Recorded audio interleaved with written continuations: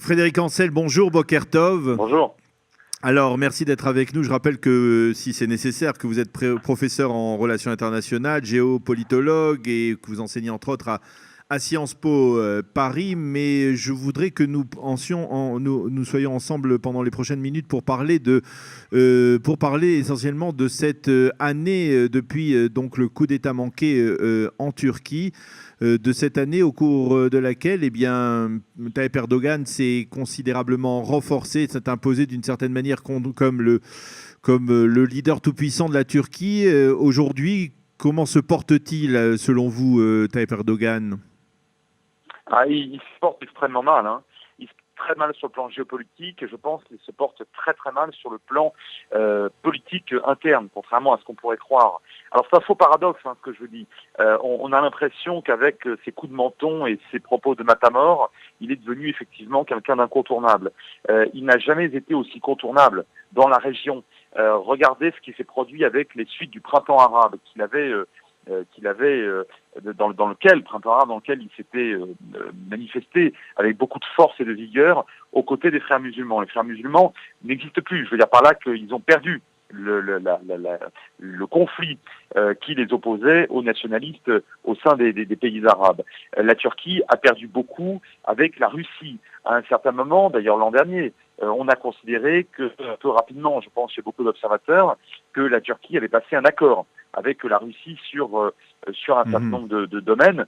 C'est faux. Les deux pays sont absolument rivaux sur le plan au niveau du Caucase. Ils sont rivaux sur des thématiques liées précisément au monde arabe. Et c'est seulement d'un point de vue très ponctuel en Syrie et encore dans certains espaces très réduits de la Syrie que Ankara et Moscou se sont ponctuellement entendus. Les relations avec l'Arménie sont catastrophiques. Les relations avec l'Europe sont détestables. Et d'un point de vue économique et technologique, la Turquie n'a absolument pas de quoi tenir la dragée haute à l'Europe. Vous voulez dire qu'en fait, même sur le plan intérieur, en dépit de l'impression qu'il a donnée de ces purges, de cette chasse aux sorcières qu'il a menée depuis un an, Erdogan s'est affaibli ? C'est un aveu de faiblesse. Vous savez, il y a parfois des positionnements, ou plus exactement des postures de force qui masquent en réalité une très grande faiblesse. Et la faiblesse, elle tient en deux points. La première, c'est la remontée en puissance du phénomène kurde. Et j'ai envie de dire, la montée en force d'un nationalisme pan-kurde qui n'existait pas forcément d'ailleurs il y a encore quelques années et qui aujourd'hui menace très concrètement l'unicité territoriale à terme de la Turquie et qui menace la Turquie d'encerclement en Syrie et en Irak.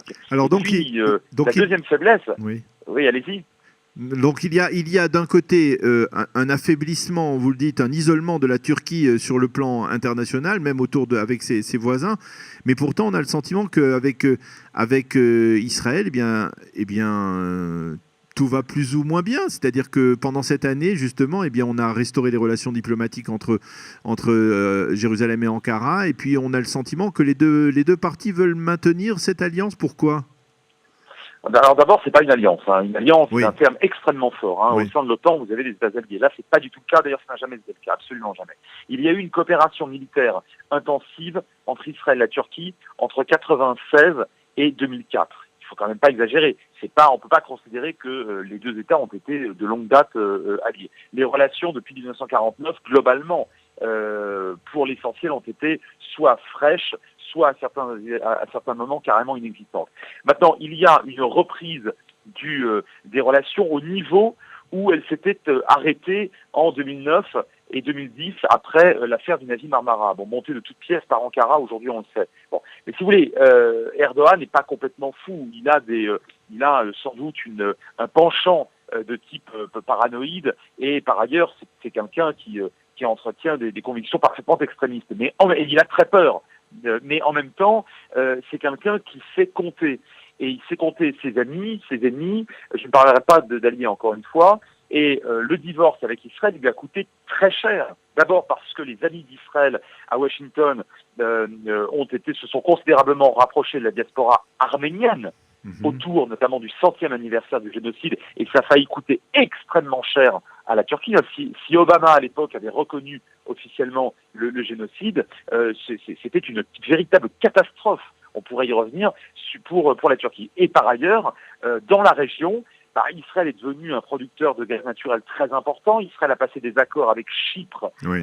avec La Grèce. la Grèce et la Bulgarie. Inutile de demander à vos auditeurs de regarder une carte de la Méditerranée orientale pour constater que pour Erdogan, tout cela est extrêmement mauvais. Cerise sur le gâteau, les Israéliens s'entendent très bien avec l'Azerbaïdjan. Et là, pour le coup, là aussi, la Turquie ne peut pas réagir positivement par rapport à tout ça. Alors comment doit-on mesurer ces relations? Vous dites effectivement pas d'alliance, mais une sorte de rapprochement. C'est un rapprochement qui résistera à l'épreuve de tout cet isolement de la Turquie sur le plan international et en particulier occidental. Est-ce qu'il faut s'attendre à ce que cet accord, en tout cas cet accord de restauration des relations entre les deux pays se maintienne?